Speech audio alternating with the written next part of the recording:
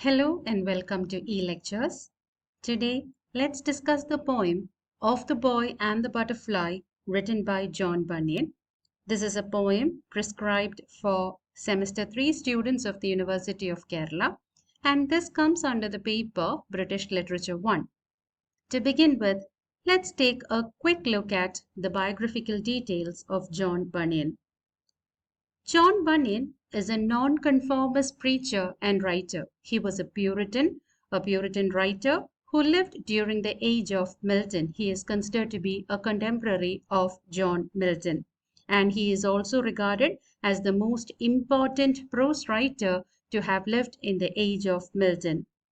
And he was someone who read voraciously. He was greatly interested in reading ballads, and he was also a person who read chapbook versions of chivalric romances. And chapbook is nothing but pamphlets that contained chivalric romances or stories.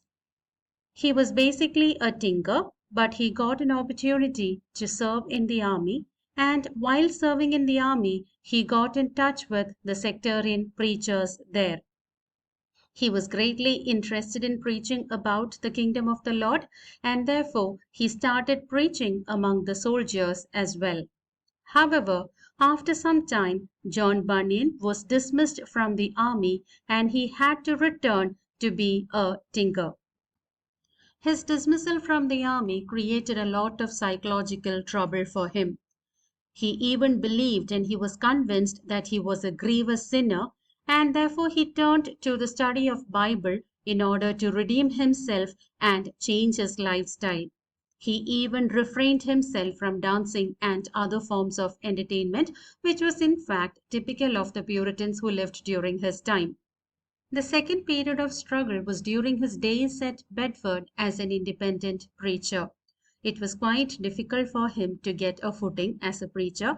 Ultimately, he was able to preach about God in a very convincing manner, and he himself was convinced that he is a dear child of God. Most of the anecdotes he used for preaching were drawn out of his own experiences and the struggles he underwent during the days in the army as well as after his dismissal from them. A Few Sighs from Hell or The Groans of a Damned Soul, published in 1658, is considered to be his first non-controversial work, and it is a vehement attack on the pride of the rich and the oppression of the poor. So at a time when John Bunyan was enjoying his life as a preacher, speaking about his own experiences about the abundant grace that he has received from above, restoration began. Charles II came to power. Being a Catholic, he showed inclination only towards the Catholics, and the Puritans suffered in his hands. John Bunyan also was at the receiving end as he was imprisoned for 12 years for preaching without a license. However, despite repeated warnings, John Bunyan was not ready to stop preaching. He said he would rather die rather than stop preaching, and therefore he had to spend 12 years in prison. However, even in prison, he made shoelaces in order to support his family, and he did not stop preaching. He started preaching to his fellow prisoners. And while in prison, he brought out his works, Profitable Meditations, that was in 1661, I Will Pray with the Spirit in 1662, and Christian Behavior in 1663.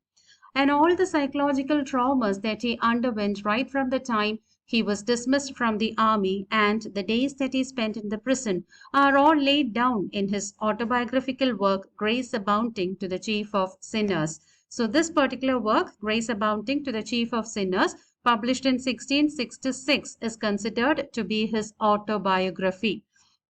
And the most ambitious work written by John Bunyan, the most popular and the most renowned work written by him is, however, The Pilgrim's Progress, that was published in 1678. And it is an allegory which traces the life of Christian who goes in search of the celestial city. And he also brought out two other works, The Life and Death of Mr. Batman and The Holy War. Now, moving on to the poem that we have to learn today, Of the Boy and the Butterfly. This is a poem which was published in a collection called Divine Emblems that was published in 1686. The original title of the poem or the collection Divine Emblems was a book for boys and girls or country rhymes for children. It contains several dozen short verses. 74 short verses were contained in the first edition, but many were removed from the successive versions. And the poems contained in Divine Emblems is based on simple religious and moral lessons that are taken from everyday things. Maybe being a preacher, this was one method or strategy adopted by John Bunyan to teach small children about the divinity that is endured in everyday things, about how we have to learn morality and how we have to follow the will of the Lord. So, this is a collection that is equally enjoyed by youngsters as well as the aged alike, because it contains a lot of moral principles. It contains a lot of teachings about life, that and they are all endured and beautifully infused in small poems using a lot of imagery, and they are being wrapped up beautifully as poems and provided to people. So, Of the Boy and the Butterfly, the title itself is very catchy. We have two particular images, the boy and the butterfly, and it tells about a small boy who runs after a butterfly, forgetting about his surroundings. And this is being compared to how people run after the richness of the world. So, there is a moral principle that is contained in the poem. So, let's take a closer look at the lines and find out what John Bunyan is exactly trying to tell us. Now let's look at the first answer. Behold, how eager this our little boy is for a butterfly, as if all joy, all profits, honors, yea, and lasting pleasures were wrapped up in her, or the richest treasures found in her would be bundled up together, when all is lighter than a feather. So the boy is presented as running after a butterfly. All his joy is dependent on enjoying the beauty of the butterfly. All the profits, all the honors, all the lasting pleasures is wrapped up in the butterfly. And the butterfly is considered to be the richest treasure the boy has ever found. But what does John Bunyan, the poet, tell us? The butterfly is nothing, it's very light, it's light as a feather, and the boy looks very curious to follow the butterfly and enjoy its beauty. Maybe the boy is following the butterfly to catch it. So he has forgotten about his surroundings. He is completely engrossed in catching or in chasing the butterfly. So he is eagerly following, the little boy eagerly follows the butterfly, and it is seen that all his joy, all his profits, his honor, everything is dependent on the butterfly. Everything is wrapped up in the butterfly, and the butterfly is considered to be one of the richest treasures that this boy has found. Found in her would be bundled up together, when all is lighter than a feather. But when you look at the butterfly, it is nothing but an insect which is as light as a feather. He halloos, runs, and cries out. So, these are things that are typical of boys, especially when they find something very curious and interesting. So, he runs after the butterfly, he cries out, "Here, boys, here!" Nor doth he brambles or the nettles fear. He is not concerned about the brambles or the nettles. Brambles and nettles are small shrubs, thorny shrubs that would be pricking the boy as he runs over it. He stumbles at the molehills. He is not running over a level ground. There are molehills there. So he quite forgets about all that. Sometimes he even stumbles. He is about to fall, but he simply ignores it. He stumbles at the molehills, up he gets and runs again as one bereft of wits. So he runs like a crazy person, bereft of wits, someone who is gone mad. He runs after the butterfly just like a person who has gone crazy, who has gone mad. And all his labor and his large outcry is only for a silly butterfly. But remember, what is he making all this fuss for? Why is he making all the fuss? And for what is he making all the fuss? He is actually making it for a small butterfly. All the labor, he's making a lot of strenuous effort to run after the butterfly, quite ignoring the brambles and the nettles. The pricking of the brambles and the nettles are completely ignored by the boy. He even stumbles at times and he is about to fall, but he quite ignores all that and he runs forward just like a person who has gone mad. And what is the labor ultimately for? It is just for that small silly butterfly. And then John Bunyan makes a comparison and he says, this little boy, an emblem. See, the title of the collection is Divine Emblems. So here the boy becomes an emblem. And what is the boy an emblem of? The little boy an emblem is of those whose hearts are wholly at the world's disposal. So the boy becomes an emblem of all those people who have kept or who are placing their hearts at the disposal of the world, who are very worldly. So he becomes an emblem of, what does the little boy become an emblem of? He becomes an emblem of all those people who are after worldly pleasures.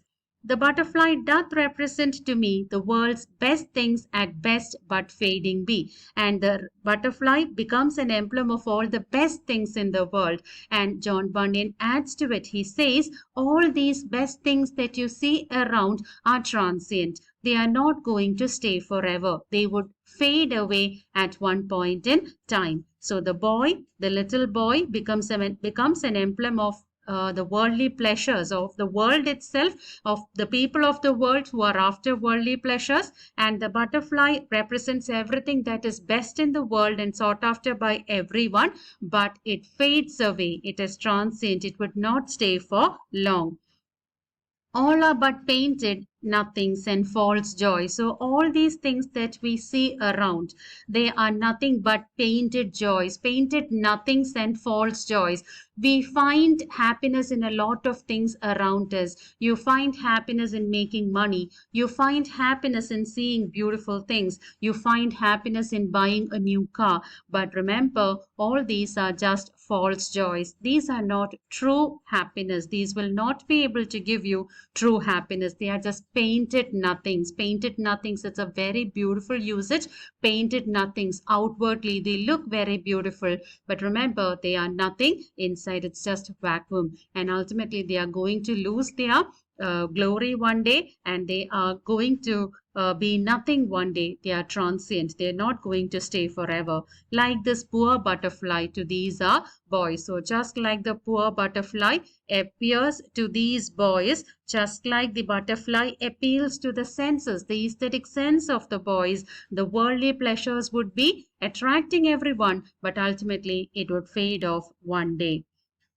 His running through nettles, thorns, and briars to gratify his boyish fond desires, his tumbling over molehills to attain his end, namely his butterfly to gain, doth plainly show what hazards some men run to get what will be lost as soon as won. So he is making a comparison between the little boy who was running through the nettles, thorns, and briars, careless about all the injuries and wounds that he would be making on the body, just to gratify his desires, just to gratify or satisfy the boyish desires that he has. He even tumbles over molehills. But what is making him go forward? It is the thought that he would be able to get that beautiful butterfly. So similarly, there are many people in the world who are ready to face all the dangers in order to get what they want, but the thing that they ultimately win would be lost someday. They even forget the fact that it is not going to remain with them forever, that they would be losing it one day. But then they would face any dangers in the world in order to get it. So John Bunyan has put forward a very beautiful idea. He tells about how transient worldly things are, how people madly run after worldly pleasures, wealth, and money, thinking they are the most beautiful things in the world. However, he tells us there are more beautiful things in the world than these things that are transient. They are nothing but painted nothings and false joys. So he uses the image of the boy and the butterfly to teach us a principle about life, that anything that you find beautiful, all those beautiful things that you see around are only transient. Just like the boy who runs after the butterfly, forgetting about his surroundings, the wounds that he would be inflicting on himself, the world is also, or the people of the world are after plenty of pleasures which would soon be fading away. So as a preacher, it's a typical moral principle that John Bunyan is teaching his readers. And ultimately, this is a poem that is typical of John Bunyan too. So thank you so much for your patient listening. Let's meet in another lecture with a new poem.